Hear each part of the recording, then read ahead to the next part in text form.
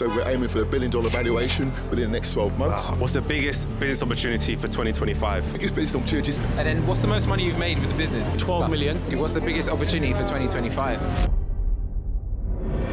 Yo, my people, welcome back to the Venture Room, the #1 platform for aspiring entrepreneurs. Today, we're on Marylebone High Street, one of the wealthiest parts of London. What are we doing today, bro?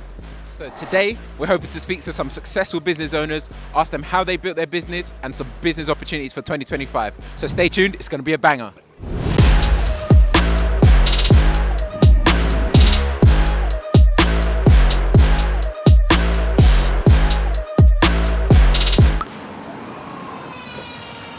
Excuse me, guys, I love the car. Thank you. We're trying to inspire younger entrepreneurs. I'd love to know what you do for a living to get this car. Real estate. Real estate? Yeah. Where about? What kind of real estate? Saudi.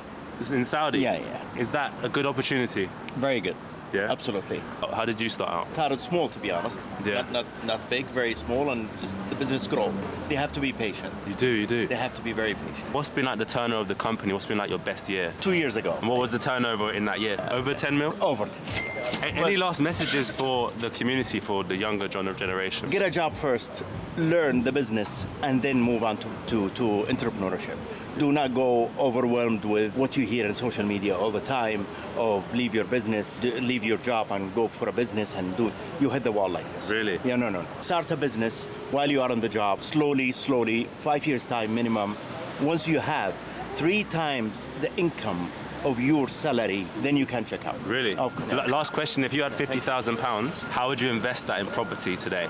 Rent a property and re-rent again. Thank you, man. Thank you very much. Thank you. Take care. Trying to inspire younger people. We had to stop someone looking so dapper, man. What do you do for a living? What is this? What's going on? So we've got an Instagram channel for young entrepreneurs to try and give them the gems and the secrets to success. You look successful. Asking me. Bro? Excuse me, bro? Question, we're trying to inspire the next generation. Are you an entrepreneur? Thank you. Excuse me. Excuse me, man. Love the outfit. What do you do for a living? Entrepreneur. Is it? Yeah. We're trying to inspire young entrepreneurs. Yeah. What's your business, man? AI health. AI health? Tech, Oh yeah. my God. How long have you been doing it? 10 years. So we've been in R&D for 10 years, no pay. I've put all the money in, 5.5 million. God. Earned no money, but now we've gone live with our first 2 or 7 apps. We're forecasted to hit annual recurring revenue of about 7 million per app. And you've got 5 apps. 7 apps. So Walk Ally, Health Ally, Her Ally, Walk Ally, Health Ally, Sleep Ally, Coach Ally. Oh my God. So Yeah. we're basically trying to inspire the young generation of entrepreneurs. How did you start your business, man? I've been an entrepreneur for quite some time. So since I was 21, I made my first million at 23 in property. And I went through a whole phase of spending money. I was one of Britain's biggest spenders. And then I got hit in the recession. And I realized that you shouldn't be focusing on money. I lost a huge amount of money in 2008. And I started to rethink my life. And we went into health tech. So I've learned from the ground up every element of software development. I do the coding, the design, and I'm driven by purpose. So our software is validated. It's there to help people. You have to be driven by purpose. So what's the end goal for your AI app? So the end goal is to be a software that actually helps and delivers on a global mechanism. You know, we are at a stage where every 3 minutes in the UK and every 3 seconds in the USA, someone is dying of CVD, cardiovascular disease, and people need to get measurably fitter. So our overall purpose is to help people get fit. And in terms of the company, for our investors and for myself, we have an exit strategy. So we're aiming for a $1 billion valuation within the next 12 months. We've been very focused and strategizing what we're doing. Oh, I love it, man. Before you go, I want to get some gems. So we're talking to a young person at home, they want to start their first business. How do you make that first step? How do you go from 0 to 10K? The key is to be 2 things. You have to have self-confidence and self-belief, because when it gets hard, you need to dig in deep. And where a lot of people go wrong, so when you're starting your business, you're trying to get the traction, is when it gets hard, that's the moment you go, you know what? I'm going to go and drink. I'm going to go and party. I'm going to self-destruct. That's the moment that you have to put the foot on the accelerator and work harder. So in terms of someone young, you know, you need to have the belief that you can do it, because there's no reason that you can't. And you have to realize it's going to get hard, but you have to persevere and you have to sacrifice. If you're not, you have to look at what goal you're trying to achieve, and are you willing, have you got the stomach to sacrifice for it? And if you haven't got that, you're going to fail. But if you have that, that's where you have to keep focused. I love it, man. Last question. Yeah. What's the biggest business opportunity for 2025? Biggest business opportunities is tech. Yeah, I think it's and AI. Yeah, so everything's AI driven. Yeah, a lot of people are taking advantage of open AI through ChatGPT. Yeah, so a lot easier to set up an app and use that open AI source. Yeah, and social media. Social media is just crazy. Is there a secret to finding investors for your first app? So I had no experience in tech, zero, not my background at all. Successful people will find you. So if you're good at what you do, if you're the best at what you're doing, you're working hard and you're making a noise, people approach me. So we've got billionaires who have approached us from the tech industry. We partner with Apple. Okay, Apple approached us. They were so impressed by our software. And the connect base I've got now in tech is been generated by, it's not luck, it's you've worked hard to make the opportunity. Yeah. So when people go, how am I going to get that? How am I going to get that money? You just have to keep working. Yeah. And if you keep working, the right people will find you. That's why they're successful, because they're looking for people and companies that are growing, because that's how they obviously expand. Yeah, I love it, man. Yeah. Mad interview. Scott Alexander, he's launched 5 AI health apps. The guys said he's estimated to do $1 billion by next year. Dropped the banging gems, man. What an episode, what an interview. It started off a bit shaky today, not gonna lie. It was a bit hit and miss, but approached him. It's like he's waiting for us, ready to go. Yeah, man, it's coming out soon. We're not finished.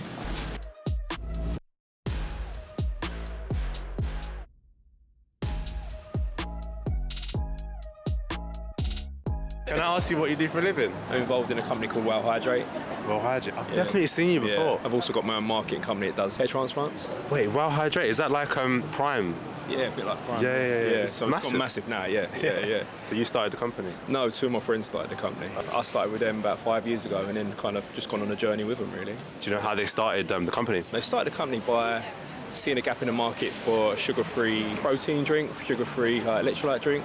I just really wanted to push it from there, really. So we're talking to a young entrepreneur. They might have just left university. How did they start their first business? I think when you start your first business, you just want to find a niche in the market. You want to find something that's what people need. Or if you've got some bad experience of what you've had a bad experience yourself, like if you see something that's not good in the market, how can you improve it? Yeah, I love it, man. Thanks for your time, bro. No worries. Appreciate it. Excuse me, bro. Sorry to disturb you, man. Love the jumper. Thank you. I'd love to know what you do for a living, man. Nice one, yeah. I scale businesses, growing scale businesses, basically, yeah. You enjoying it? We've been doing it quite a while, so it's right. How long have you been doing it then? Coming up to 3 years, 3.5 years, something like that. What's the most you've made in a year? We've done over 7 figures, yeah. Well, congratulations, man. Across everything, thank you very much. How did you start the business? It's not easy to go from 0 to $1 million. I was in corporate before at IBM, and I joined a startup that went mad, like under 200 employees, and it went to like 3,000. From there, they floated on the stock market, got out, and then started the agency from there, had my own brands beforehand, like econ brands, and then the service stuff just sort of blew up, and now there's 17 of us and still moving, yeah. How did you get your first client? How did you get your first customer? I literally was like, right, we're going to do it, so we'll start and try and find some clients. And I live in Wimbledon, not far from here. I was literally sat there, I Googled PTs in my area. I knew it was going to be something in fitness because all econ brands were in fitness. I got their mobile numbers and I just messaged them all saying, hey, Rob, how are you? Yeah. George here, free for a quick call. They all thought I was their clients, so they were just all calling me back. Yeah. And then I just kept selling. Is it? So then that's what got my first client from that. He was a fitness pro, fitness personal trainer. We scaled him, he led to, it's just like one leads to one, leads to one, leads to one, leads to one. We're talking to a young entrepreneur at home, probably just left university. If you had to start again, how would you make your first million? Find something that I'm good at and like genuinely passionate about in something. It doesn't need to be like a specific thing. It can just be like a soft skill. If you're good with people, if you're good at negotiation, good at sales, I would take that thing. Service businesses are a lot easier to spin up than econ companies because obviously you need to go and find product. Product is a lot harder. If you're looking to scale fast, service is good.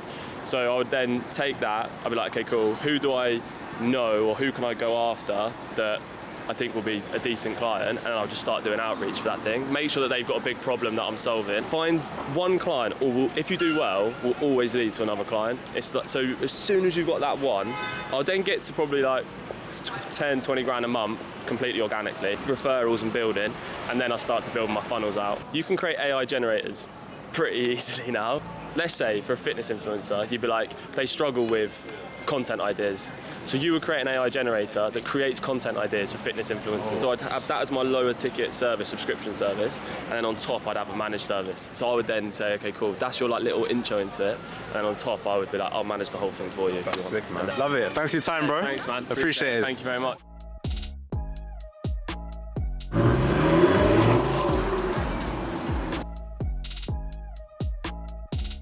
Sorry, my man. Quick question. Yeah, you? Yeah, good, thanks. We're trying to inspire the next generation. Can I ask you what you do for a living? I co-founded a vape company. Oh, wicked. You're an Distribution. entrepreneur. Yeah. How did you start your business? We started around 10 years ago. The business partner, we saw an opportunity. A few of us started it, and then we grew it to 150 people.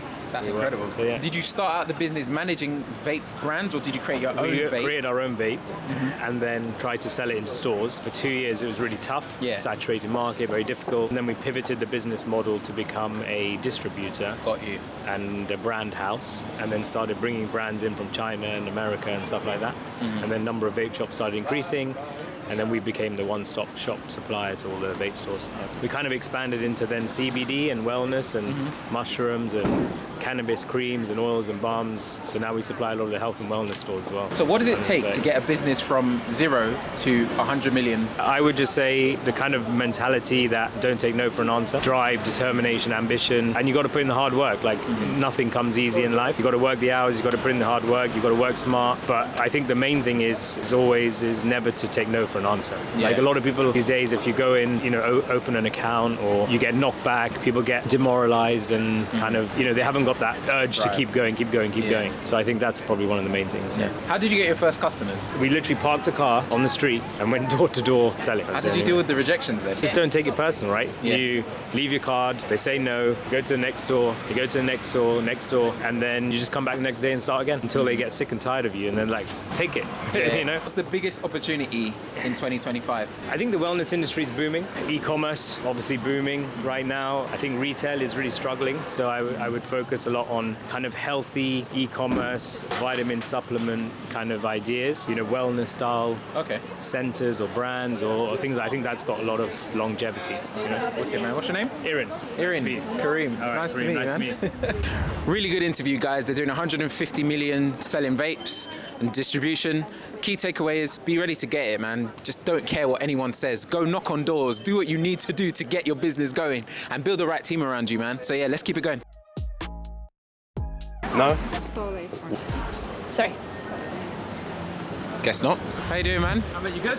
Yeah, I rate the hustle, man. What are you doing? We're promoting an app today called Pi Tax. It's the UK's first self-assessment app. What's the app do? Yeah, this way. So the biggest change in 100 years is coming to tax in the UK. So if you ever used Government Gateway to file a tax return before, it's closing down in 18 months. No one knows about it. All right. So trying to get people to sign up to the app and make them aware of the changes. It's obviously hard to push tax. Yeah. They hear the word and they run a mile, so it's hard. But what do you do in the business? I'm actually the founder. Oh. I like to get my hands dirty. I'm on the ground. I like to be on the front line and hear people's stories and get feedback. And then what's the most money you've made with the business? This business here is a startup. Previously, most I've made is about 1.2 million a month, and it's software, so it's all margin. Okay, so you're doing around like 10 million. 12 plus. million. Wicked, man. So how did you start the business then? To be honest, it started 10 years ago. I read an article that HMRC would have closed down self-assessment. It's basically the privatisation of tax. And so I've done some research. I had different businesses, and I see a big opportunity there. So building the app for about 3 or 4 years now. We've just got 30k downloads in our first year. We've been downloaded in 169 countries worldwide, and it's totally free to use. So why wouldn't you use us? That's sick, man.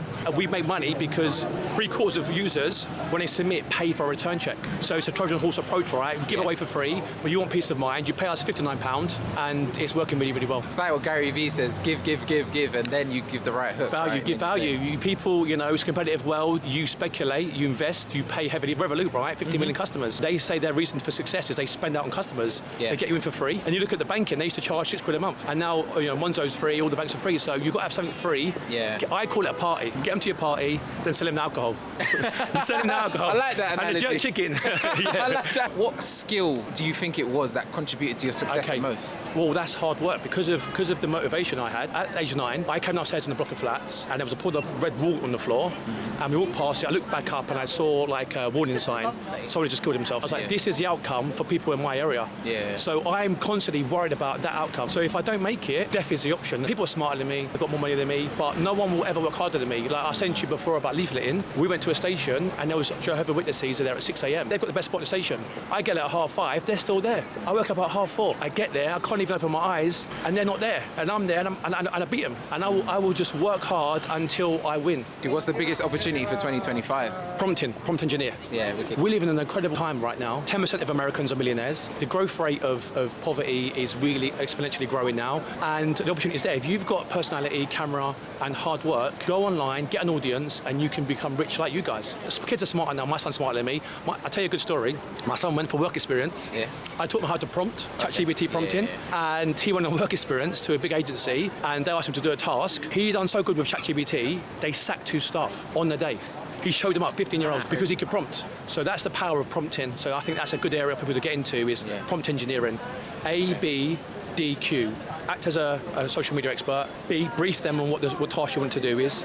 D, describe what your goal is. And then Q, ask many questions about your task you want to do. If you get them 4 things right of your prompt, it'll give you everything you need to know.